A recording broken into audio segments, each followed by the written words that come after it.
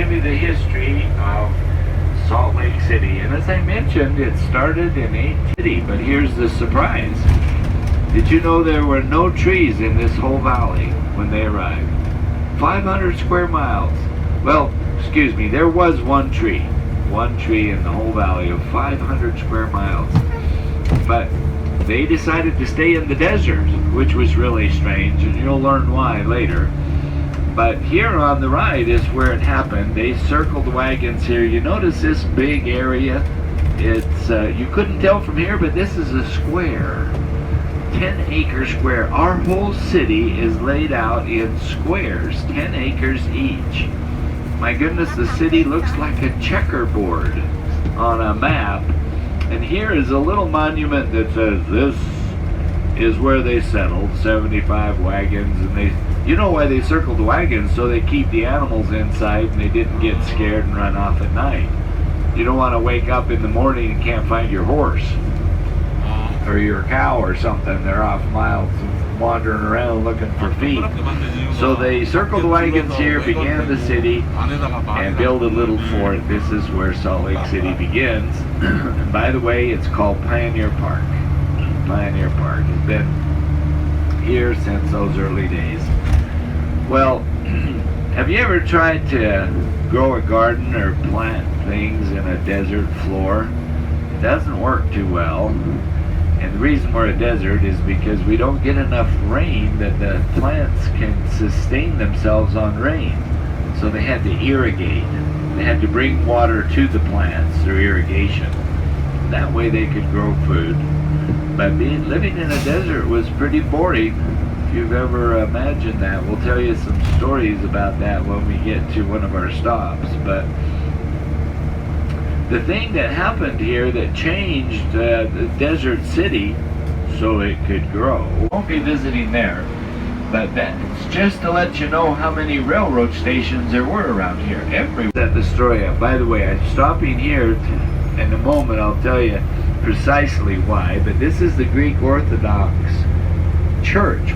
Today you'll see our because of the railroads and mining getting rich. So now the city has money, they've got transportation, they're going to grow. And back, so they'd come through Salt Lake City. This was an important stopover. And if you look to the right, you'll see a beautiful mansion. Now this is yet another architectural design. You'll see lots of architecture, I promise you. Well, this guy, now he's the first bona fide millionaire in the area. Well, what does he do? He builds his mansion down by the railroad tracks. I mean, I ask you, if you were a millionaire, in the back, you'll be able to see a fountain. One thing you may have forgotten, if so, that's fine, but we had the Winter Olympics in 2002 in Salt Lake City. And all the tickets were sold out, so people were directed, well, if you want tickets, go down to the train station. Back at the train station, there's no trains, but there is a big shopping mall. Meet people and buy and exchange tickets. See, they were all sold out by lottery. So there were no cars here, but believe me, there were tickets. They just got a booklet. You didn't know what was in the book till you opened up the booklet of tickets. So if you're a hockey fan, you need a little bit of excitement. They put some things back here, back at the train station. All this was railroad tracks when I was a kid. This was actually a dangerous place for kids to be hanging out in the railroad tracks. But here in back of the train station, well, there's a heated fountain. It's called the Utah Winter Olympic Fountain. You might be able to see a snowflake there. It's the light colored rock on the dark background. That's a snowflake. Snowflake was a symbol of the games. But let me tell you, this fountain, heated water, it'll put on a show. It'll impress you. Lights, music. Oh, by the way, John Williams, he wrote the theme music for the Olympics. You probably know of his some of his successes, right? Indiana Jones and Star Wars and Superman music. He writes beautiful music. So everyone was back here associating, having a good time. It was like a carnival atmosphere. They served free Starbucks coffee. Everybody was caffeinated. And one more thing, if you look there on your left, just 1 second, you'll see a monument to the most dangerous. If you can imagine going 100 miles an hour on a motorcycle, imagine doing things they're hitting 100 miles an hour on skis. That's insane. I have been skiing all my life, and I can hardly believe it myself. Well, that year, the Olympic Committee said, it's time to let women participate in this dangerous sport. So they did. And a very tough gal by the name of Peekaboo Street won the gold for the USA. You ever heard that name? That's her real name, by the way. That is her real name. That'd be tough growing up, don't you think? If your name was Peekaboo. I would imagine it would be. Well, I'll tell you what. We're going to make several stops. So during the tour, you can have a very great album made of your own of this city, the photo album. This is the iconic train station that you'll see at the Disney parks. And if you want to stop here and take a picture, why, that's a good opportunity. Now I'll tell you the history and all behind all these things. So at the end of the tour, who wants a picture for posterity? The grandkids love that kind of stuff, you know. They think your grandparents are really cool if they get into what they like. So we'll just stop here a minute or two, take a picture of the train station or even the arena if you like, and then we'll continue 내려서 the 사진 tour.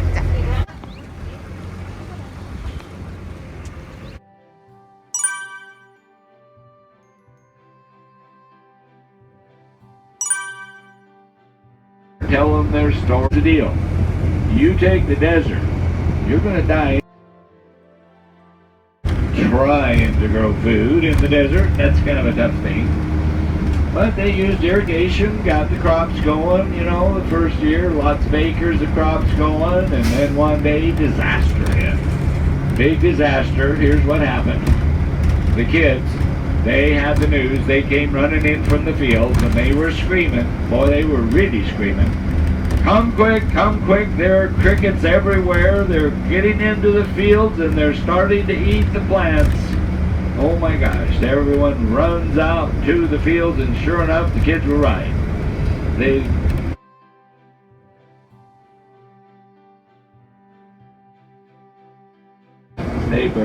But that's the story behind it, the miracle of the gulls.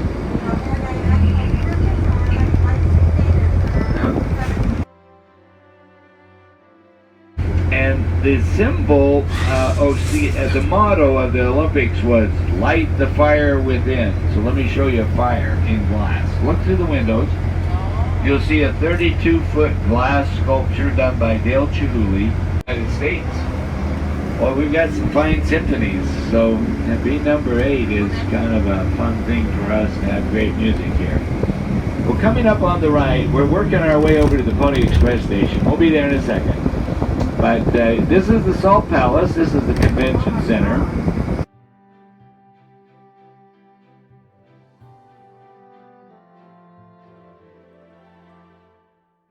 Pony Express station. By the way, have you noticed how wide these streets are? Take a look. You know why they're so wide? We'll get to that story later. That's a long answer to that one. But these wide streets have always been here from the day one of Salt Lake City. Big wide streets. Exciting. The only exciting thing probably in the whole town.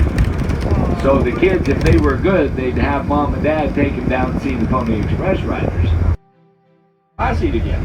That worked so well, they came back 9.5 weeks later, robbed it again.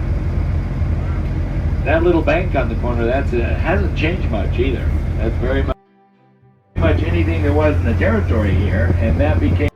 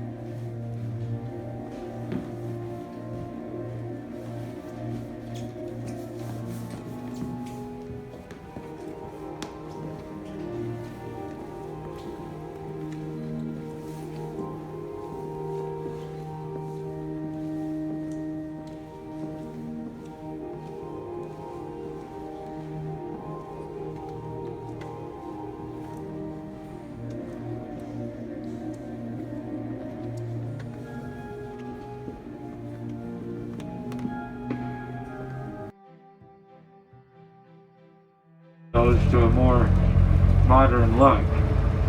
And again, this has a bowling alley in the lower level, 2 lanes of beautiful hardwood, mahogany, highly polished wood. That's where our governor lives while he is governor. However, it was built by a billionaire named Thomas Kearns, and Thomas became a senator in the United States. Teddy Roosevelt stayed in that mansion when he visited Salt Lake during the years of the senator in Utah. On the right is the Masonic Temple. That is one of the largest Masonic temples in the entire country. We have a lot of Masons in this area, probably because many of the early Mormon men pioneers were free. It is the oldest university in the West, and on the way we'll pass by the first woman senator in the U.S., her home, Martha Hughes Cannon.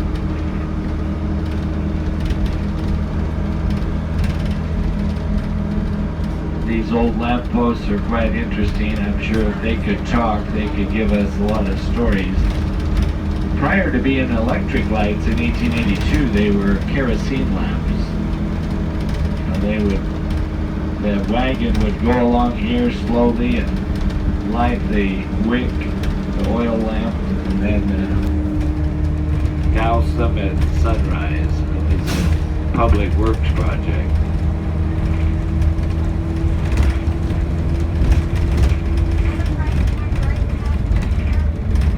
Pardon? Yes, that was a Frank Lloyd Wright home. The architecture that you see in these areas, especially to our left, there are about somewhere between 7,000 and 8,000 homes. I forgot the exact count, but there are not 2 alike. You will, if you like looking at homes and seeing them to the left of us and up the hill, is known as the avenues. People will sometimes use that phrase, the avenues, but that's what they're describing if you're in Salt Lake City. They're an area with vastly different architecture. As though you see here, lots of mixtures of no tract homes here.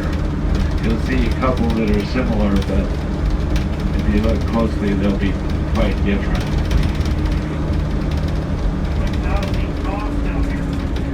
These homes will range between 1 and 3 million.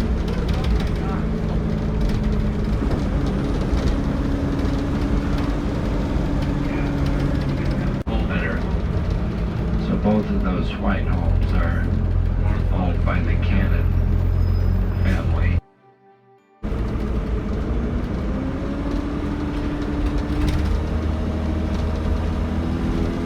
If you look to the left across the yard, you'll see some colorful banners on Kingsbury Hall. That's where the vice presidential debate was held.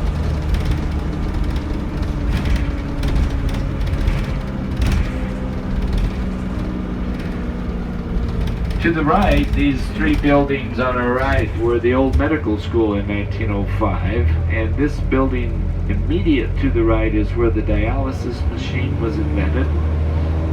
It was invented by Dr. Wilhelm Kolff, and one of his students invented the artificial heart. That was Robert Jarvik. Here on the right is where the president of the university has his offices. That's the administration building.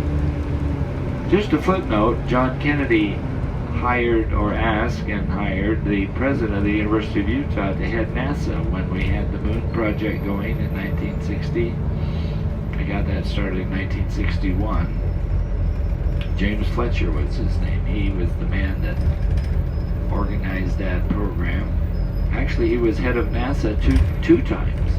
This one here on the right is Kingsbury Hall, where the vice presidential debate was held. Coming up next on the old music building. Music plays a big part in our culture in Salt Lake City. With the Indians. And so there really wasn't anything going on here. In fact, if you were assigned to this location, being in the Army, your mother was very happy. In fact, there was so very little going on. Guess what the base commander had the soldiers do? He had them go out and... That is an interesting story because that's the backbone of our economy, founded by the military. Kind of an interesting twist. These buildings that you'll see on the left, the newer ones, not the old ones. See through the old building, you'll see these new ones. Those were built with two things in mind. One was the Olympic Village, so the Olympic.